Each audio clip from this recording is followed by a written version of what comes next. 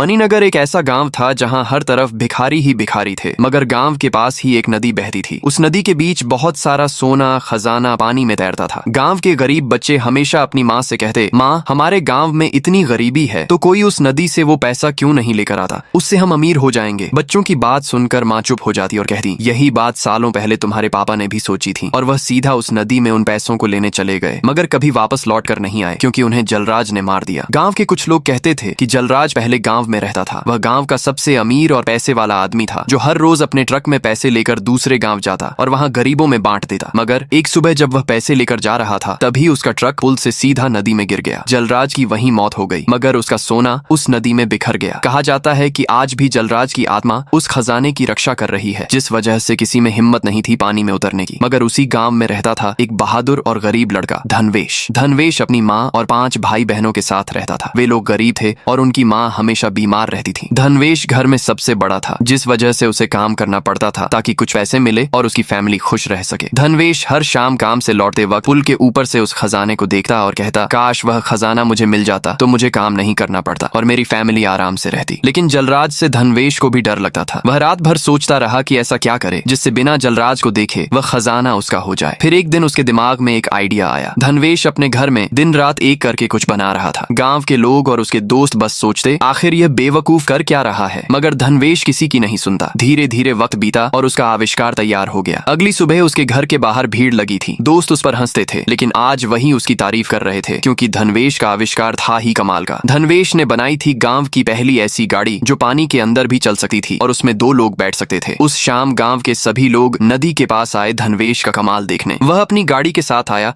और सीधा नदी में घुस गया। लोग चौंक गए। उसकी गाड़ी सच में पानी में चल रही थी। धनवेश आराम से उस खजाने के पास गया और सारा खजाना उठाकर वापस आ गया। लोगों के होश उड़ गए। अरे इसे तो कुछ भी नहीं हुआ। लेकिन लोगों को क्या पता था, मुसीबत तो धनवेश के पीछे पड़ चुकी थी। खजाना मिलने की खुशी में धनवेश ने गांव में एक धमाकेदार पार्टी रखी, मगर तभी जलराज पानी से निकलकर गांव में आ गया। उसे देखकर लोग घबरा गए और इधर उधर भागने लगे। लेकिन धनवेश सीधा उसके पास गया और उसका सारा सोना लौटाकर बोला था, इन गांव वालों ने कुछ भी नहीं किया, इन्हें जाने दो। जलराज हंसा, मुझे ये सोना नहीं चाहिए, मुझे मेरा बदला चाहिए। तभी जलराज ने कहा, मैं एक अच्छा और अमीर आदमी था। मैं अपने पैसों से गरीबों की मदद करता था, मगर गांव के मुखिया की नजर मेरे पैसों पर थी। एक दिन जब मैं पुल से जा रहा था उन्होंने मुझे रोका, मेरे पैसे छीन लिए और मुझे पुल से नीचे फेंक दिया, जिससे मेरी मौत हो गई। धनवेश बोला, तुम टेंशन मत लो, मैं तुम्हारी मदद करूंगा। धनवेश मुखिया के घर गया और बोला, मुखिया जी नदी का सारा सोना बाहर आ गया है। मुखिया तुरंत उसके साथ नदी पर पहुंचा, लेकिन वहां कुछ भी नहीं था। तभी वहां जलराज प्रकट हुआ। मुखिया उसे देखकर घबरा गया। जलराज मुझे माफ कर दो भाई। मगर जलराज ने बदला लेने का फैसला कर लिया था। उसने मुखिया को पकड़कर उसी नदी में डुबोकर मार दिया।